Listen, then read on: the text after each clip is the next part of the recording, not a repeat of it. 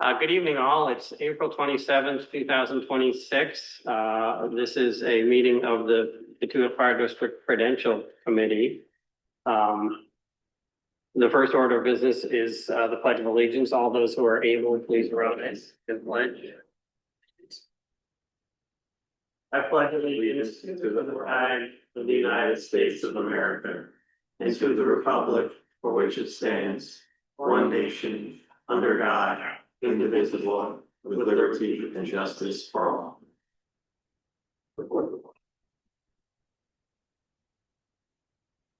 I'm going to call the roll. This is Mark Lynch. John Havel, present. Brian Willett, present.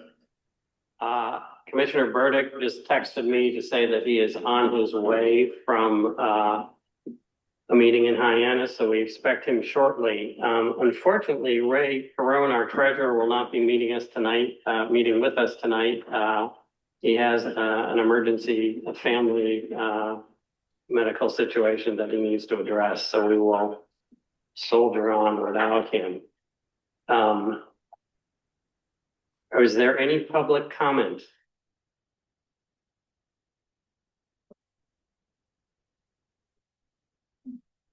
Okay. We do have one public on Zoom. Go ahead. Can you please state your name and? Yes, my name is Lee Connolly Wild, 35 Dewey Lane. At the last Prudential Committee meeting, I inquired about the osprey nest and pole, and I know that you guys were looking into discussing this with Eversource, and I'd like to know if you had a follow-up. We do. Thank you. I sent you an email earlier today, Lee, asking you to join the meeting. So it's good to see you. And it is a little bit of good news and bad news. We are in touch with, continuing to be in touch with Eversource. We've got the right people on the line, and we're conversing with them over the phone rather than through email, which is better. Yeah. We also, I think, as you know, our project manager has identified someone who can put up a pole pretty inexpensively if we decide to do that, because the bad news end of things was that Eversource had committed to us that they would put up a pole, and then they changed their mind. Here's the situation currently, and interestingly, I point out that someone pointed out to me today there's another osprey nest that was down at Ropes Field, evidently from a Eversource pole as well. Evidently, they've had some kind of transmission trouble and have decided to resolve those by dumping the nest on the ground. We have indicated to them that we would much prefer that they not touch the osprey nest any further. For those of you just catching up, they had thrown the nest to the ground. They had put up a osprey preventer, which the ospreys ignored and rebuilt their nest. That's the good news. Eversource cannot remove a nest if the nest is active, by which means eggs or chicks. I don't see any chicks in the osprey nest, but this is by now it is likely that they have laid eggs. So our request to them is that they not do anything with the nest until the demolition is completed, hopefully a few months from now. And I wish I could say they guaranteed us that would happen, but they did not. They understand our fervent desire that not happen. Right. If there's another outage and the nest is not active, they can put it on the ground again. But as I say, it's likely that the nest is active. Okay. Thank you for that update. I was just wondering if a location for an osprey pole had been determined on the fire district property. Not yet is the answer. And is that going to happen this summer, or It would have to be completed before the contractor is done with its work, so most definitely, yes. Okay. And my other question is just, I want to make sure the fire district revised budget, is that going to be available at the fire station? Because I couldn't make it to the meeting. Oh, the question was whether the revised, fire district budget is gonna be available at the station. The district budget as a whole would be, however, the Prudential committee that uses it in the past, I would imagine would stay consistent and be available. And if it wants to be distributed at the fire station, that's Okay. fine. I don't believe we've done that previously. We will include it in the article, but that doesn't have the detailed version of it. Right. It's a good question, Lee, because typically what happens is that we hand out the more detailed budget, such as the one I'm looking at right now, before the annual meeting, but pretty soon before the annual meeting. And so it's on our list to improve that. We think the budgets should be posted as soon as we get them approved.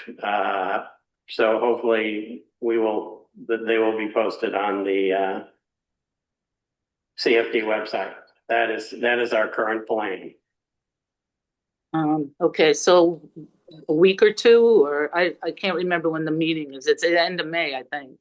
The meeting's at the end of May, and we hope to have at least a couple of weeks before then. Okay, thank you. Sure. Do you have one more public comment from Zoom, Lally? Okay. Go ahead, Lally. Hi, good evening. I just want to state for the public record what I think the commissioners and Ryan already know, and that is that the article that we discussed at last week's Prudential Committee meeting about the potential of having a conversation about a land acknowledgement has been withdrawn. So that article will not appear on the warrant for this year's annual district meeting. I just wanted to put that on the public record. The commissioners were already aware. Thank you. And that was, for the record, that was Article 25, correct? I don't have the number in front of me, Commissioner Lynch, but I believe I trust you. Well, this is why you shouldn't trust me. It was Article 24, I'm informed. All right, thank you for that. The next agenda item is the meeting minutes approval.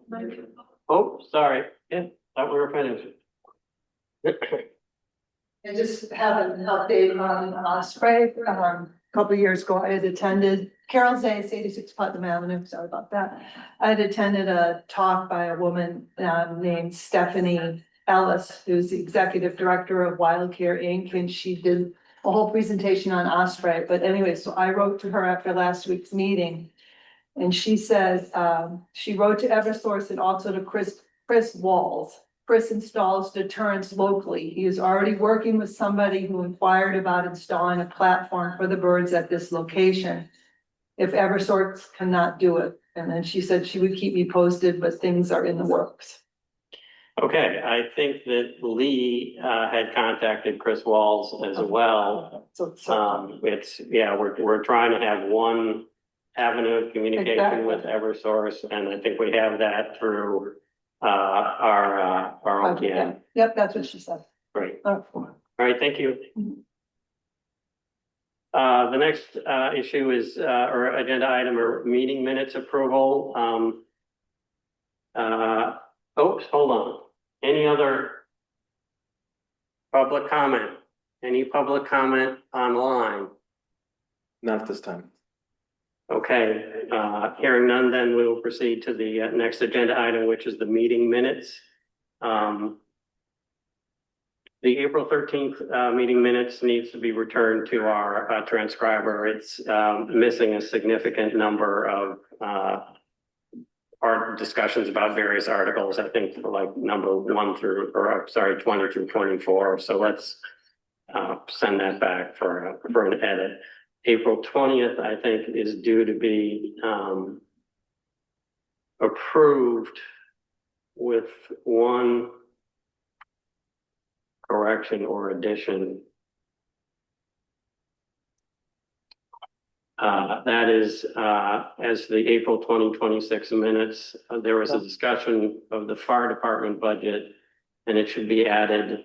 Chair Lynch indicated that he was not in favor of the proposed budget because of the significant increase in annual compensation numbers based on the recently completed union contract negotiations. So with that addition, which I verified on the audio of the meeting, I would look for a motion to approve the meeting minutes. So moved. Seconded. All in favor? Aye. Aye. Those meeting minutes are approved. The next agenda item is the revised fire department budget. I'll call up Chief Brown to explain why that was necessary and explain the budget to us.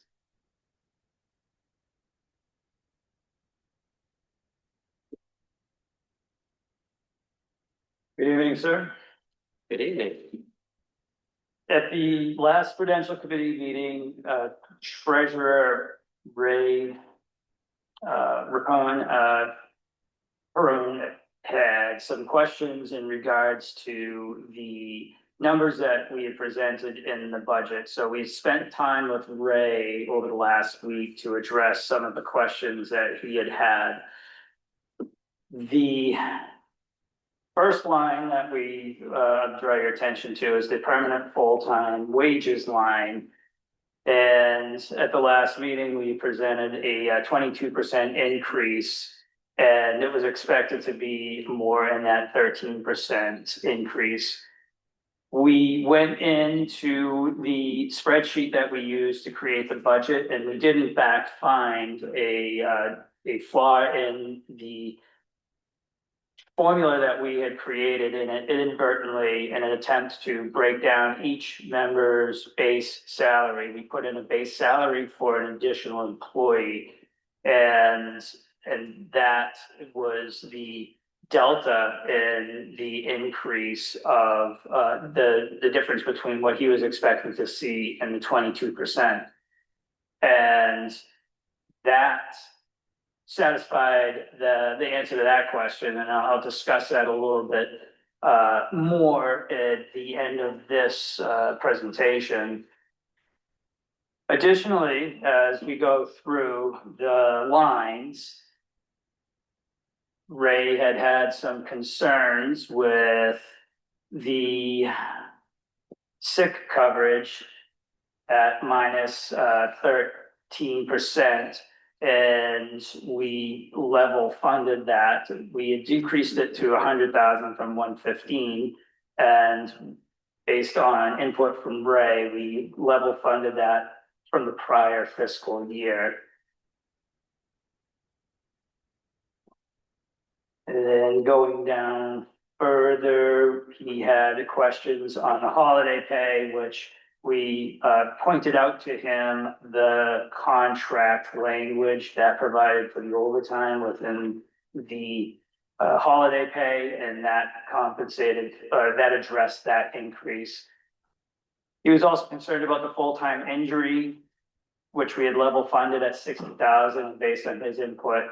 We raised that to 90,000, so that was a 50% increase.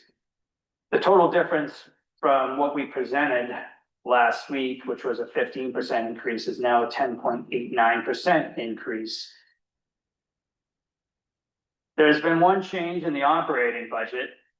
The day after the last Prudential meeting, we were notified by COM that our dispatch billing fees were going up from $37,500 to $60,000, and that is a 60% increase. It was not anticipated that we would see that increase until fiscal year 28. However, the Prudential Committee in COM, which provides our dispatch services, it voted to raise that for fiscal year 27. The methodology behind the dispatch fees is that Katuah pays roughly 1/4 of the dispatch fees associated, of the cost of administering a dispatch service. That rate had not gone up in several years. I do not believe it's gone up since I've been here. That was noted by either their fire administration or their Prudential committee, and they are working towards rectifying that agreement, rectifying that discrepancy in the agreement. So that raised the operating budget from 2% increase to a 7.52% increase. The total operating budget for salary, wages, and operations for FY 27 is a 10.41% increase, whereas last week it was a 13% increase. That's a 2.59% reduction compared to last week, for a total of $81,585.52 compared to what we presented last week. Now, before I get into a little bit of additional information and requests of the Prudential Committee, are there any questions from the Prudential Committee on these numbers as reviewed and reconciled with Ray? From my perspective, I have no comments, objections, observations at all with regard to operations. I understand that we use COM for our dispatch, and that was a late arriving change from them that was without our control, and of course needs to be accomplished. The comp number is of some concern to me. And I should say that all of us, meaning Ray, Perone, our treasurer, Ryan, our assistant treasurer, Sean, our fire chief, and I, as well as Adam Zace and Kevin Conley, have all been working hard on these numbers over the last week or so.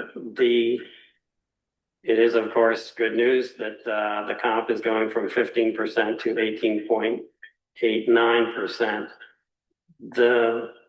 And I don't know if you were going to cover this, I should assume you were, John.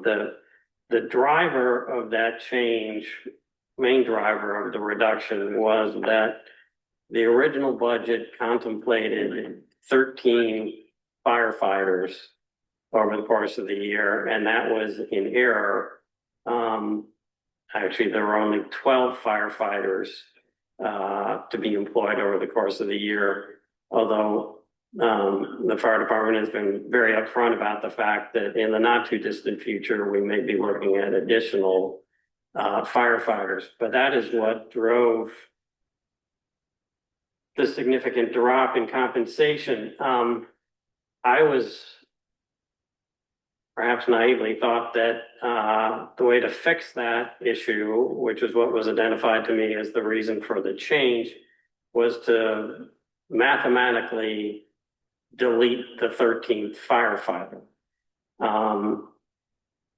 And the budget would otherwise be the same. What we've done is dropped the 13th firefighter, but also made a change to the maximum forecast of base salary, which the new way we're doing it, the fire department is doing it, is perfectly acceptable way of doing it. But it is different from the way we did it last year, which in my mind, and I think in Ray's mind, he is unfortunately not available to us,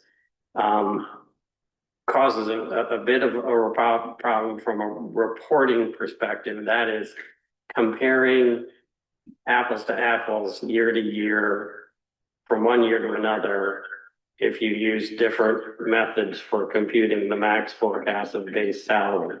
So we have a little bit of a dispute as to whether that 10.89% raise in total salary and wages should be 10.89% or closer to 13%. But we are all on board that the numbers were computed accurately. It is just a matter of comparison year to year that causes the issue. Those were my observations on the revised budget. Thank you. Yes, that's an accurate encapsulation of what we experienced in preparation of the budget for fiscal year 27, as well as prior years of budget development here in the district. We use Excel spreadsheets that don't talk year to year, have formulas that don't always cross over from year to year, and have links that need to be recreated. We also have dollars, cents that were carried over from budgets that I had no involvement in preparing, and there's very little historical reference to go back on how we arrived at some of the numbers that we continue to leverage and multiply in future years. You may recall in 23, the fire department was approved $5,000 to look at management software as a capital project. It's still in the budget. As we started to look at better options for our budgeting, it was made abundantly clear that we would still be operating in somewhat of a silo within the fire department, and then exporting dollars to be then manually entered into yet another system of the district. And in my professional opinion, it was not a good use of taxpayers' dollars to invest in something that could continue to perpetuate errors that get carried over from our spreadsheets into Vadar or from other software platforms.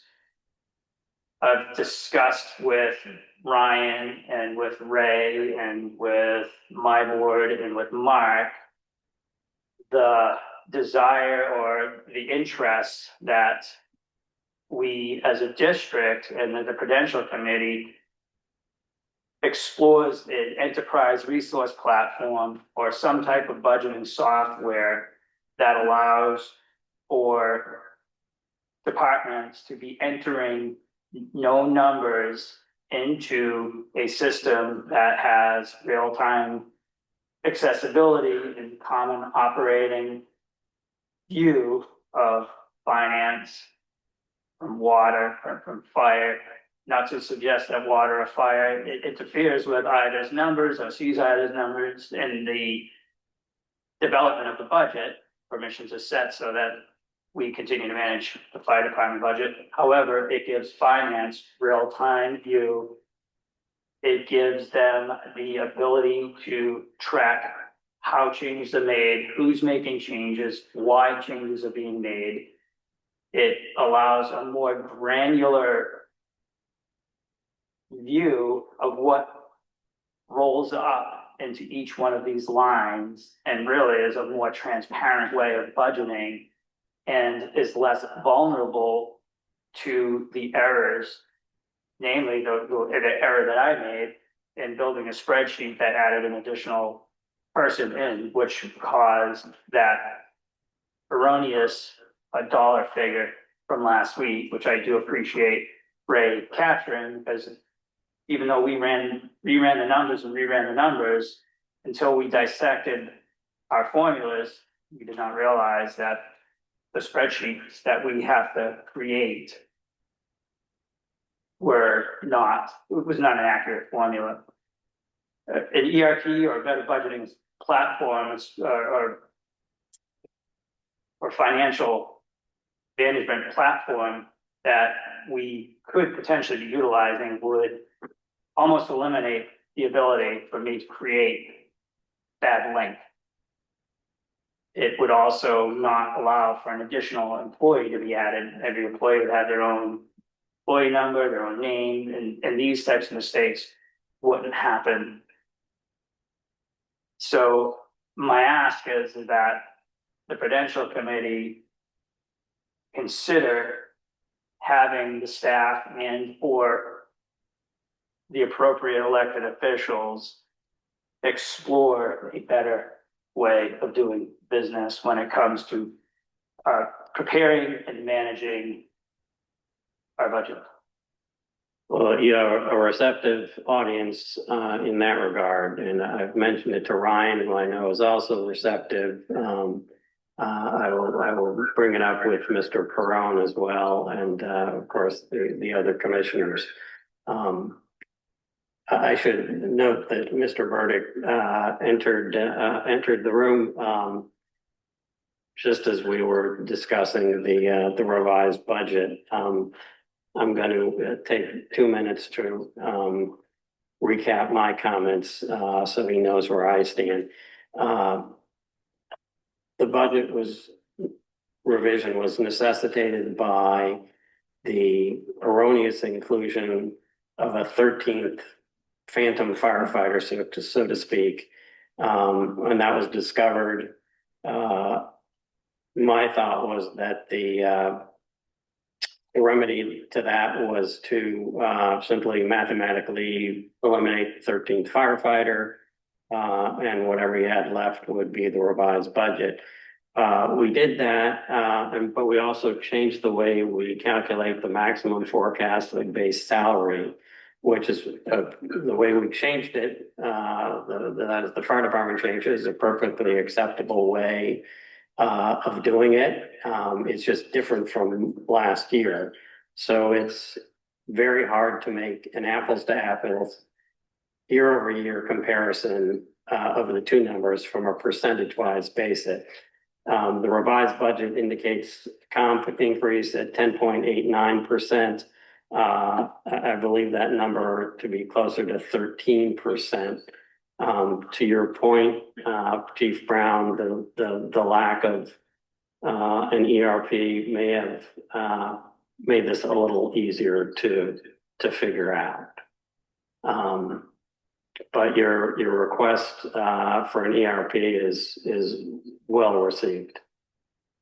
Thank you for that. And one other item that does also help address is the analytics of where the money is going, and are we forecasting appropriately for future expenses based on historical reviews of where the money is going, and there's just not a way to do that easily in the existing systems, which again, for the fire department, are Excel spreadsheets that are recreated year after year after year, and potentially carrying over as we transfer information, a wrong keystroke when we enter in a dollar value, a wrong keystroke as we build a formula, and these types of systems help eliminate those types of mistakes from happening.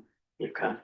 A question for the assistant treasurer: have the numbers from the revised budget have they been included in the draft article?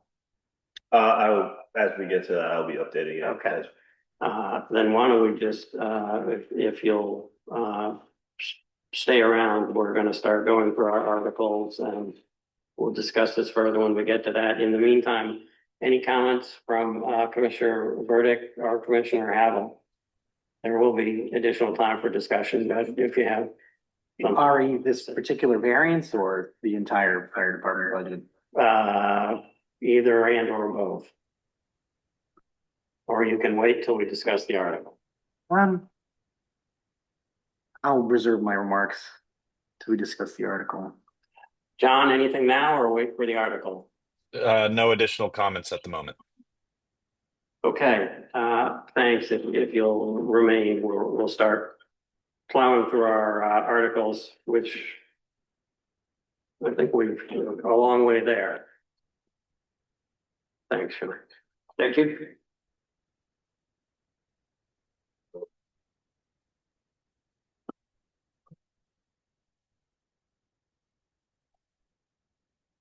Oh, while we're doing this, I just want to mention one thing.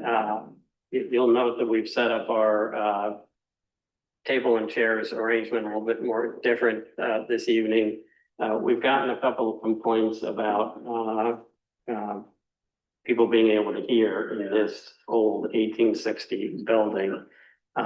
So a reminder to all of us, if you're going to make public comment, please come to the chair at the end of the table. And if we will all just speak up and make sure we are speaking towards the audience, that would be helpful.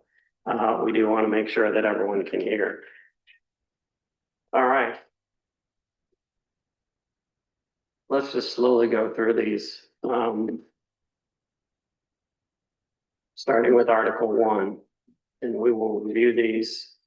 Most of them have already been approved. Yeah. Article 1, yes. Article 2, yes. Commissioner's verdict, and have them jump in if you disagree. Article 3, yes. Article 4, yes. Article 5. Okay, this is the fire department revised budget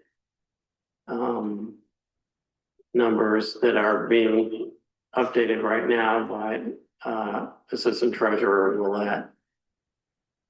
And let me just read it out loud. Article 5, to see if the district will vote to raise and appropriate and or transfer and appropriate $2,687,993.65 for the labor and salaries of the district fire department, and $430,238.85 for the remaining expenses of the fire department, for a total appropriation of $3,118,232.50 by the request of the Board of Fire Commissioners.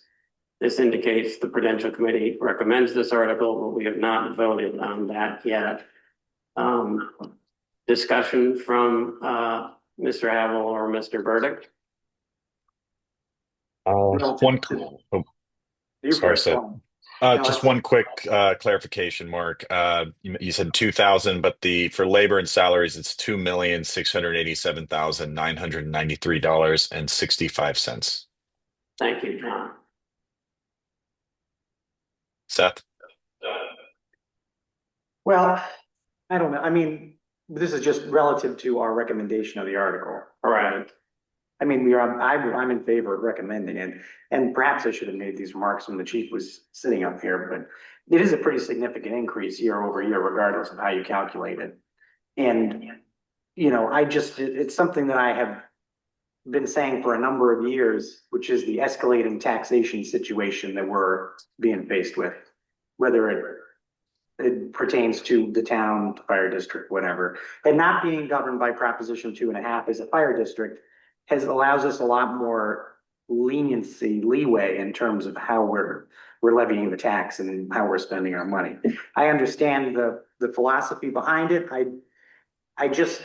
It's, and I said, more of a philosophical point than anything else, that as a fire district, as an organization, not being bound by Proposition 2.5, and being faced with all of the fiscal issues that we are as a town and a fire district, I think that we need to think about how our policies, how we can manage our policies such that we establish a baseline for the increase in our tax levy year to year. I'm not sure what the best mechanism is for that. And I just bring it up as a point here because, you know, with different times and on different warrants, we've had significant increases that, you know, would be outside of what would, you know, what could be considered, and I shouldn't say unreasonable, but all I'm saying that from a philosophical standpoint, I think that we need to think about that. And I'm for recommending this budget, of course, or this particular item on the warrant, but I think that as a district, we need to think about that a little bit and find the best mechanics for that. Okay. Well, I'll jump in at this point. I'm going to vote not to recommend this article. I do think it is time we have a discussion about the funding of the department, which is extremely professionally run. I have no qualms about that at all. But an 11% increase or 13%, depending on how we compute it, is a generous raise that even those numbers do not fully capture because we won't know the impact until next year, but these raises will also, of course, affect the benefits, and particularly the pension benefits, but that won't be picked up till next year, so we can expect a similarly significant raise. This year is particularly important because the fire department and I was a member of the negotiating committee, just completed negotiations for a new 3-year contract. And if we approve this budget, we are de facto approving that, de facto is not the right word. We are approving the 3-year increase as well that has been negotiated. If we don't approve it, it would, the issue would go to mediation, which the fire department would work under their prior contract for a year. And there's some concerns about doing that. But I do think it's a conversation that we as a village need to have. And for that reason, I would vote not to recommend the article. Mr. Havel? I share the kind of philosophical questions and concerns as per the other commissioners. I do have one clarifying question in that if this, what we're talking about now is whether the Prudential Committee recommends or doesn't recommend. But in the case that, say, this budget is not approved by the voters at the annual district meeting, and considering the union negotiations, which have already happened and will likely, require continuing happening, what is I'm trying to understand like what is within our control, what is set in stone, and kind of what the recourse is should it not, should we start having that discussion and agree that there should be a kind of a more modest increase to wages? So as I understand it, this is the way it works. There is a memorandum of understanding between the fire union and the fire district as to the proposed tentative raises. We, of course, as a Prudential Committee, can only recommend or not recommend the passage of the article, and the voters of the district can do whatever they want. So if we recommend no, the district voters can, it's not even overriding us, that district voters can vote however they want. If the district voters were to conclude that this is too significant a raise, what would happen is that the district and the union would go to mediation. It's a fairly lengthy process. A year would not be unheard of. And in that meantime, the union would be working under the old contract. And that's my understanding of how this would work. Thank you.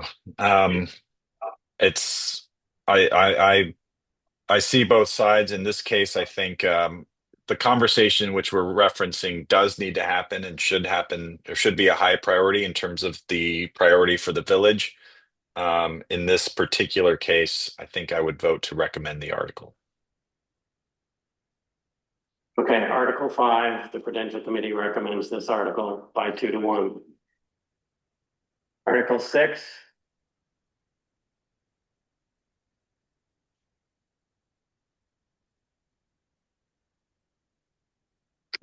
We've all agreed on that. Article 7. This one had a update. Yes, the water department has alerted us that they would like to increase this amount from 400,000 to 500,000. Ryan, do you know how that was communicated to us? I just learned about it with a phone call with Chris this afternoon. I don't Okay. know how they communicated to you. Okay, I think they communicated to us by communicating with you.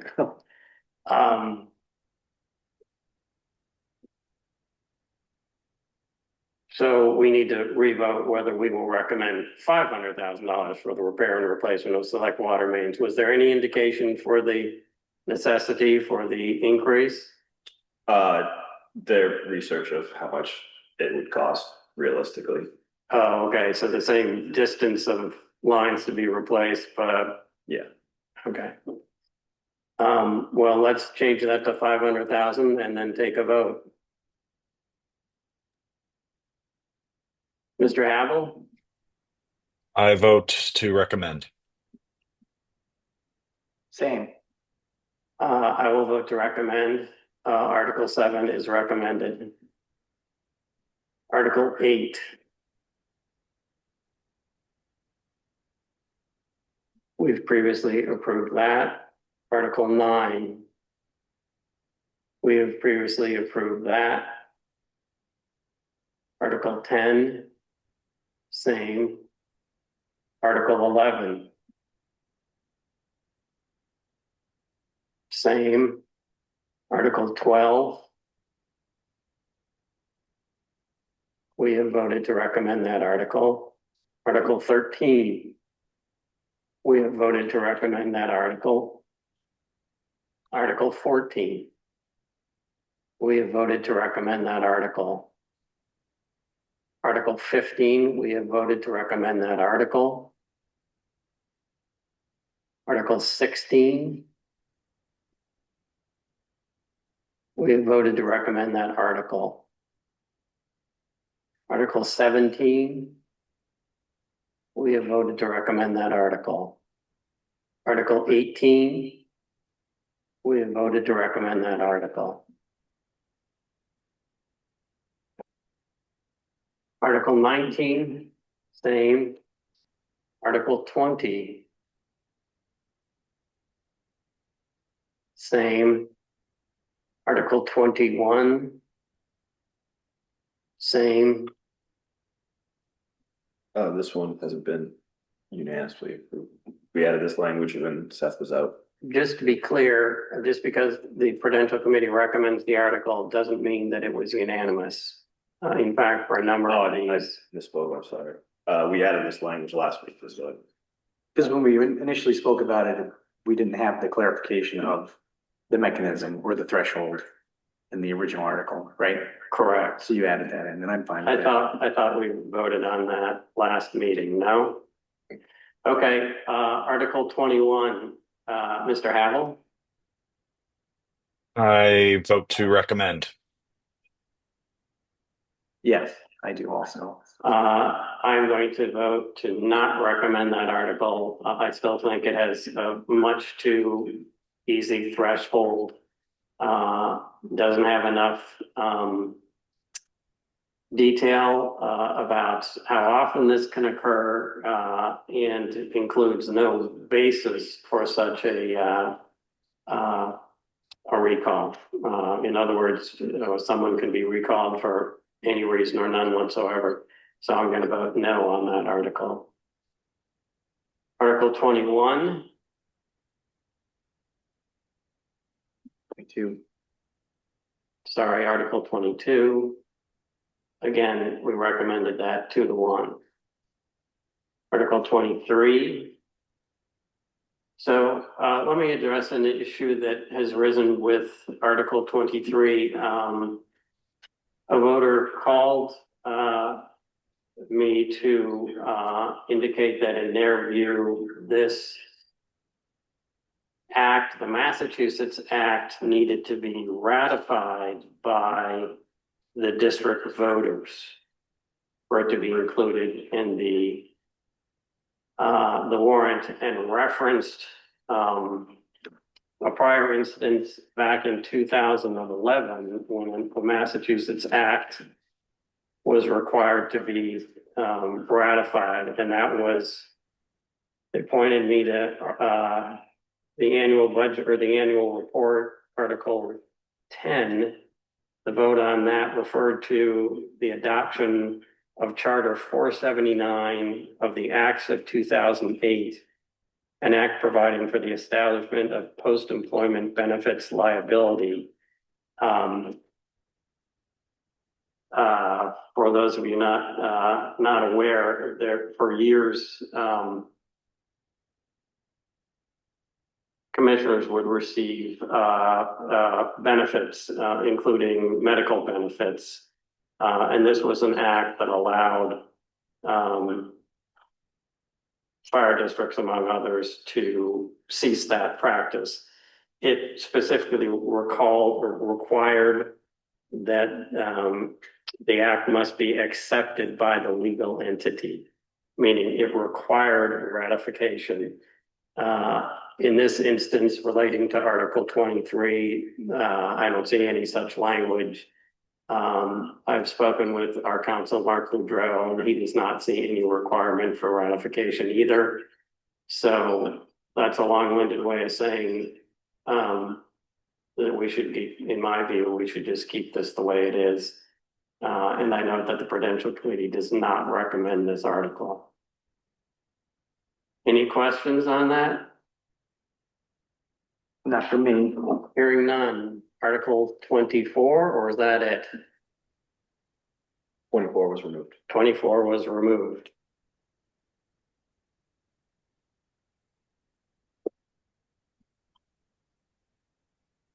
Well, one of the issues we were going to discuss tonight was the funding plan, which we are really not equipped to do so in Mr. Perron's absence.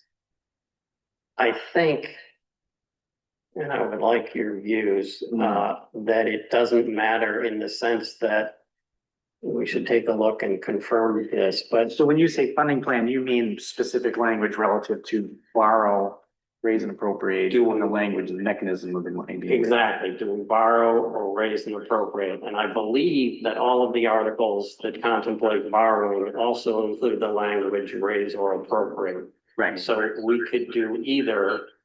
So in my view, we can have yet another meeting. Yeah, I mean, it can be closed, the warrant can be closed in this fashion because it leaves all the eventualities open for the possible funding sources.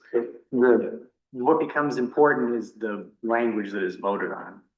So for instance, what's in the script of, Right. in years past, as you may remember, we'll have the script meeting where we go through that. And then we've never really, I don't believe that we've approved the script in a vote or meaningful way, but we review it. And that's when Ray would plug in whether it was a raise and appropriate borrow. However, I agree with all of that. Let's just go through the articles very quickly here and make sure that each of them that contemplate possible borrowing include that language.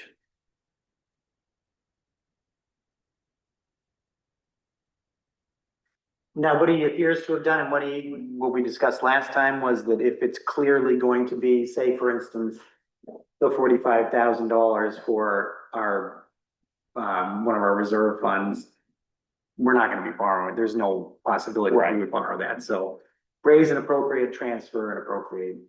But any of the anything over usually what, $75,000 or so. Well, there's even some smaller than that. So we must have a reason for doing. Let's keep going. Article 5 is not relevant for this inquiry, nor is Article 6.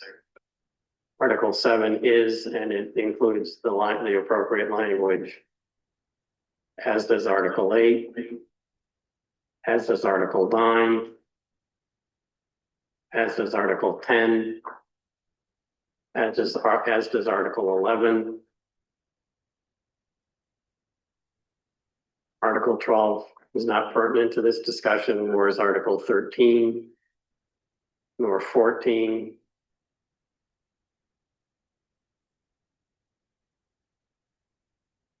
Nor 15. 16 includes the appropriate language.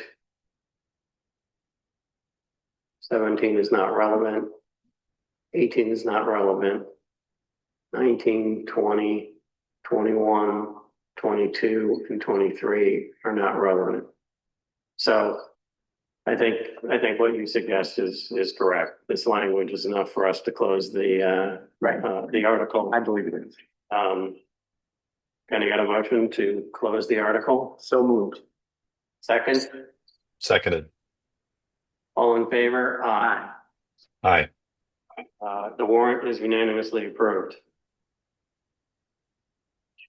The next item on the agenda is the annual report. I've submitted the Prudential Committee's submission. I should say the verbal portion. Mr. Perone has already included the numerical information. Correct. We are going to give that a close proofread. Yep. And as I understand it, we do not need to approve it this evening. We need to have it before the annual district meeting. Correct. All right. So I would suggest that we all proofread that closely as soon as we can.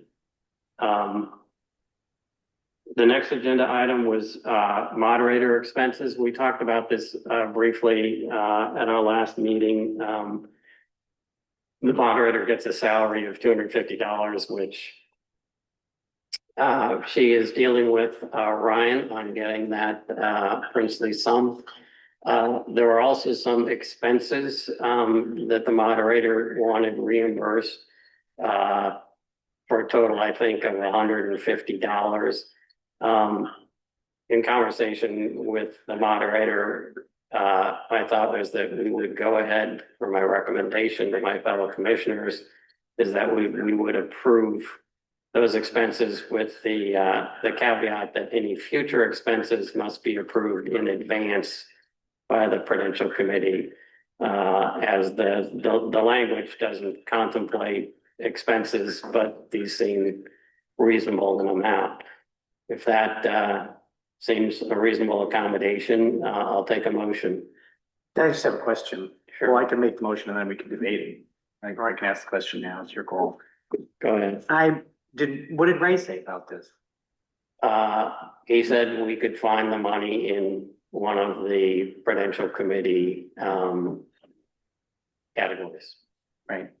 I just think from a structural standpoint, that because the moderator is outside of the finance department, and which is the Prudential Committee's purview and is an island unto itself, that it just seems, I mean, not that I'm against reimbursing the moderator for her expenses, but do you see what I mean? I do. In fact, the first time this was raised, I had the opinion that there was no budget line item for that, so it wouldn't be reimbursed. I think the moderator interpreted that as there wasn't a budget line yet. So there may have been a little confusion. I'm looking for a way to get this resolved without any further expenditure. And he thought the auditors would approve of that as a expenditure on our part, but that was appropriate.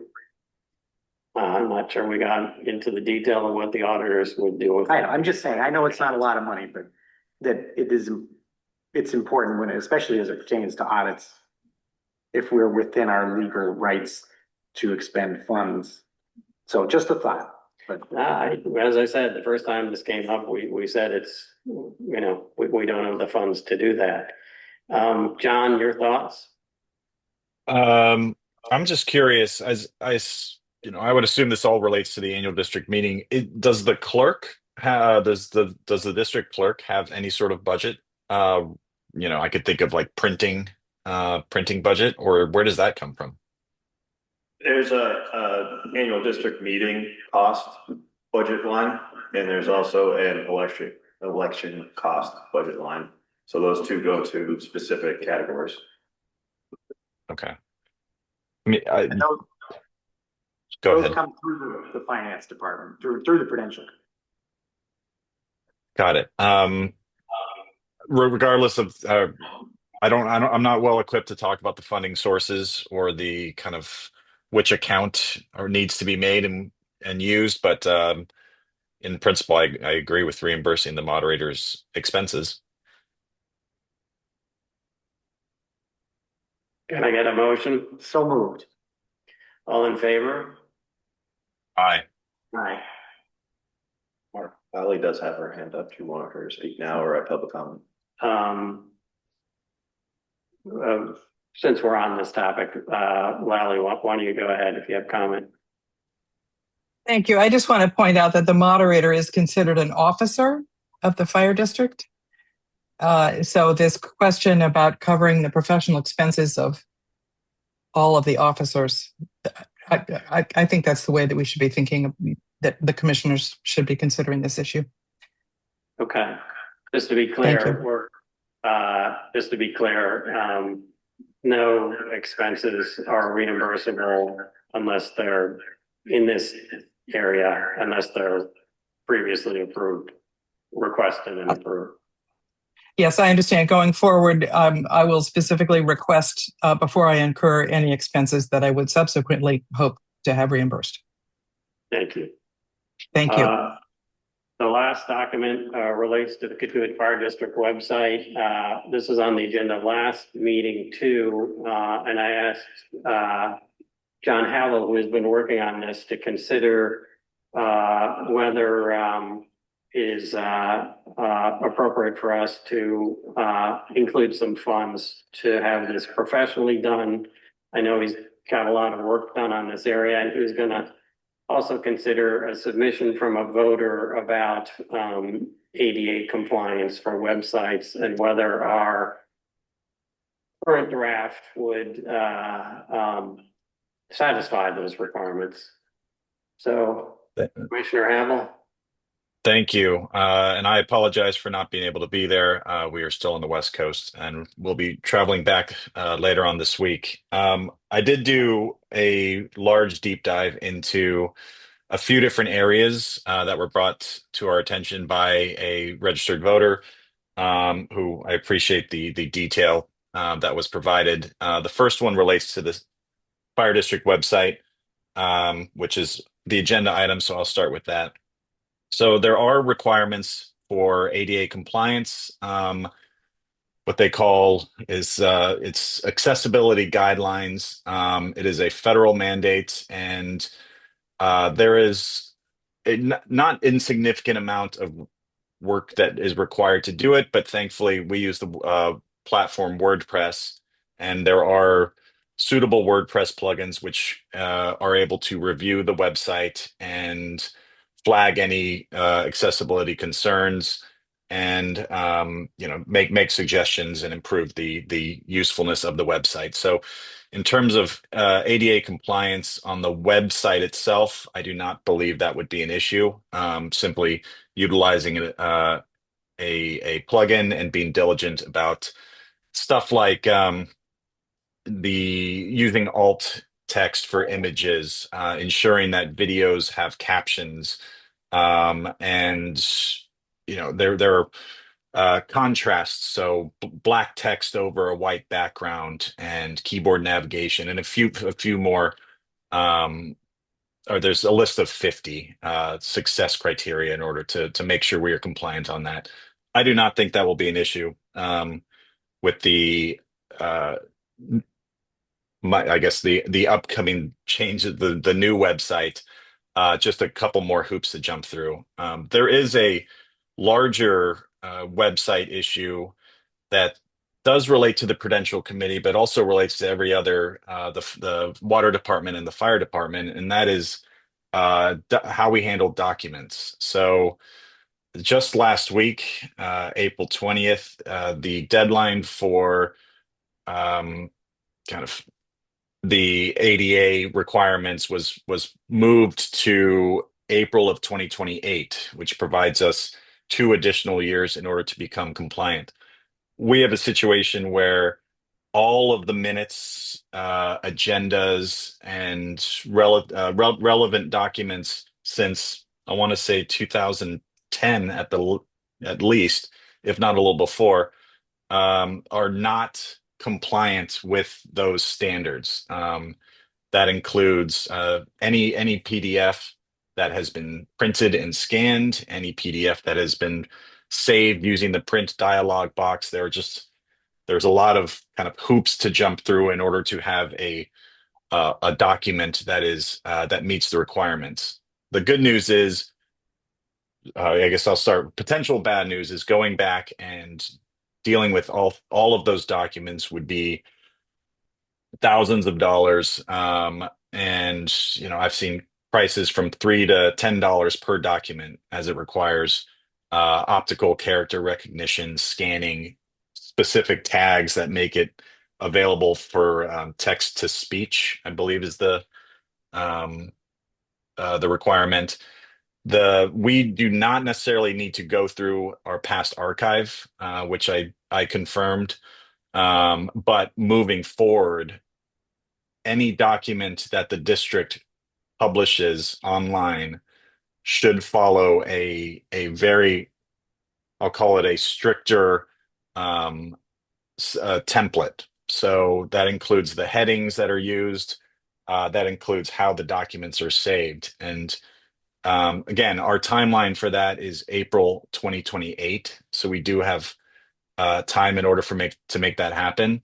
But I think with a few changes to how the water department, fire department, and the Prudential Committee writes and saves fire district documents, and if those are saved in an appropriately labeled archive on the website, we should have no issues being compliant and don't need to go back and fix the archive unless those documents are actively used in some way or another. One example would be the water rates, the water rates PDF that's published on the website. That would then need to be fixed because it is public facing and active. But overall, agendas and minutes, we would not need to. We would just need to have them for reference, not, I guess, up to date.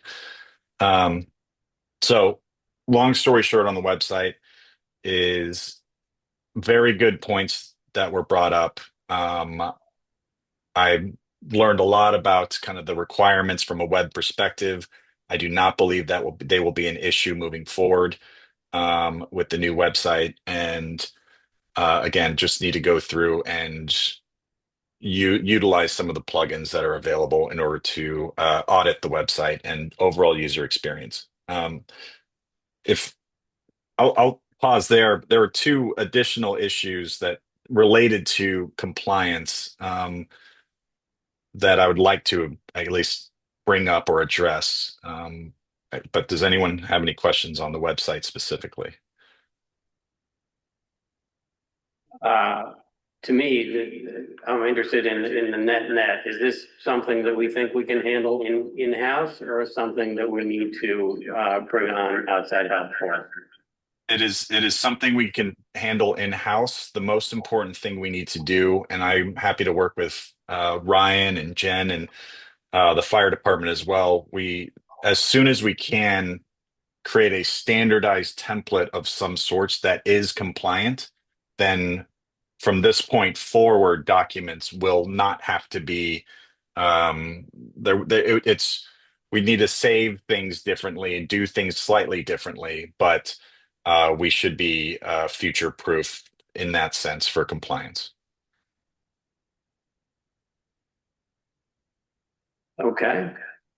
So I mean, if I could put it simply, it's a Word doc template that we all use for agendas, minutes, and official fire district documents that's saved a certain way within Word.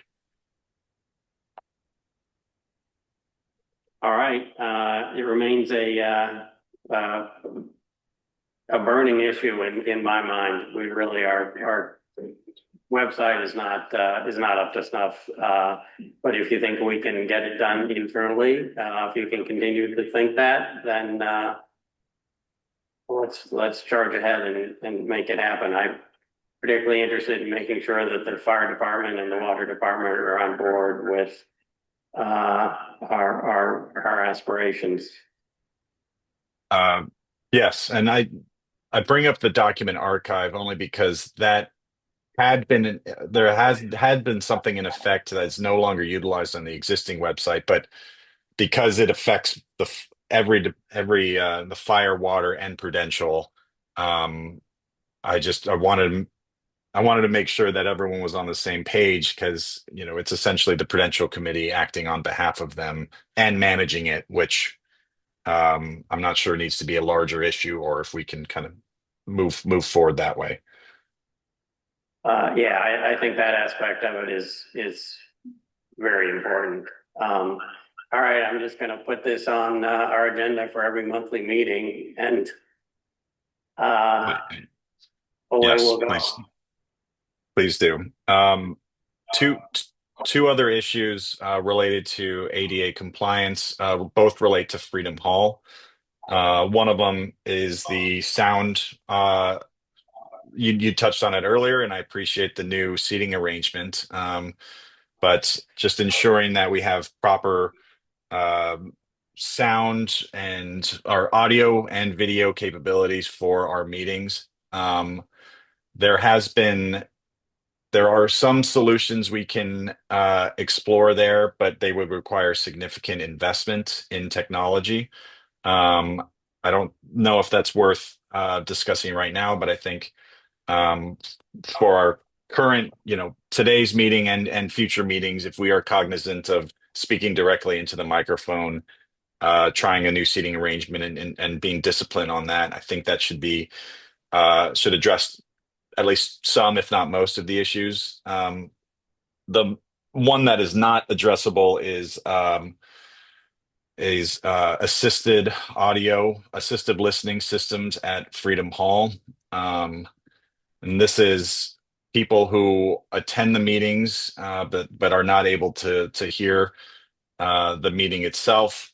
So the most elaborate and probably effective solution is a literal ring that's installed around the hall that enables anyone with assisted listening devices to essentially tune in to what is being said. That is a significant investment, and one that I think would require significant construction. So the alternative to that, if we wanted to be compliant as soon as possible, would be an FM radio transmitter, a portable situation that we can essentially plug into Ryan's computer or the computer, and anything through Zoom or through the Owl microphone or any of the microphones could then be the best way to think about it is museum guided tour. There are just a few portable devices that we have available that people within the hall can wear and hear the meeting full time. That is not a significant expense, and by that I mean somewhere between $500 and $1,500. But I did want to be thorough to ensure that we're all aware of our compliance obligations and potential issues that we're dealing with right now, as well as relatively easy solutions. Those two Freedom Hall issues, I believe, could go hand in hand if the technology is upgraded for the microphones and the video, but just something that we need to be aware of. And that is a current ADA requirement. That is, for example, the FM system is something that is required immediately. It is a requirement. I would say that we are out of compliance here. But the easiest solution that I was able to identify was that FM transmitter. I'm gonna put one more brick on Ryan's load for after the annual meeting. If you will put that on one of our agendas, if you think it needs to be on the agenda, or otherwise communicate directly with you, John, and perhaps the two of you can adapt that FM solution, which seems to be A, required, and B, not expensive. So All right, anything else? Thanks, That's John. it for me. We appreciate the in-depth. That's the last agenda item except for public comment. Do we have any public comment in the room? Is there anyone with their hand up remotely? No hands at this time. Okay, if there's no public comment, I will take a motion to adjourn. So moved. Seconded. All in favor? Aye. Hi. It is 7:12. Thank you. This isn't our regular schedule.